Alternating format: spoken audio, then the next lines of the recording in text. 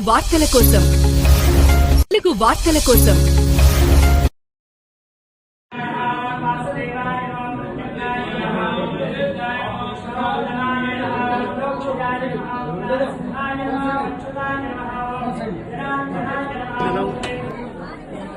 శ్రీరామనవమి అంటే ఆ రోజుల్లో ఆయన పరిపాలన ఎలా ఉండేది అనేది రామాయణంలో పూర్తిగా ఇప్పుడున్న కలియుగానికి ఎలాగా ప్రవర్తించాలి, ఎలాగా ఉండాలి అనే దానికి రామాయణంలో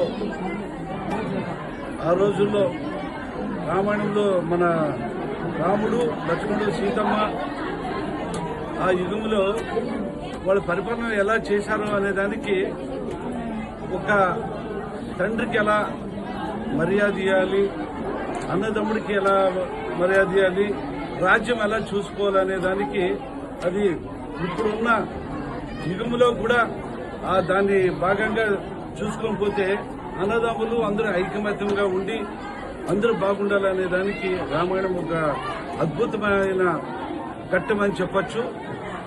ఈరోజు ఎక్కడ చూసినా కూడా కేంద్రంలో నరేంద్ర మోడీ గారు కూడా ఈరోజు అక్కడ అద్భుతంగా గుడి నిర్వహించి అయోధ్యలో ఎంతో మంది భక్తాదులు దేశవ్యాప్తంగా అక్కడ చూడడం, దర్శించుకోవడం చాలా అద్భుతంగా ఉంది. ఇక్కడ కూడా భద్రాచలంతో పాటు మనము ఇక్కడ చూస్తుంటే మన గుంటకల్ నియోజకవర్గంలో కూడా ఈరోజు మన గ్రామంలో చక్కల చెరువు గ్రామంలో చాలా అద్భుతంగా ఉంది.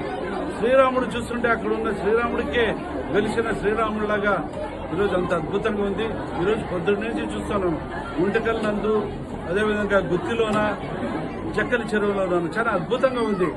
కాబట్టి అలాగే ఆయన పరిపాలన ఎలా ఉండదో మన ముఖ్యమంత్రి నారా చంద్రబాబు నాయుడు పెద్ద ఆయన గారు పరిపాలన కూడా అందరూ బాగుండాలి, అందరూ క్షేమంగా ఉండాలి, పంటలు పండాలి, ప్రతి ఆడుపడుచు బాగుండాలని ఎంతో మంచి ఉద్దేశంతో ఆయన పథకాలు ఇచ్చి ప్రజల్ని ఏ రకంగా ఆదుకుంటున్నాడో ఆ రకంగా ఆ రోజు దైవంతో మన రామరాజ్యం ఎలా నడిచిందో ఈ రోజు కూడా చంద్రన్న రాజ్యం నడుస్తుంది.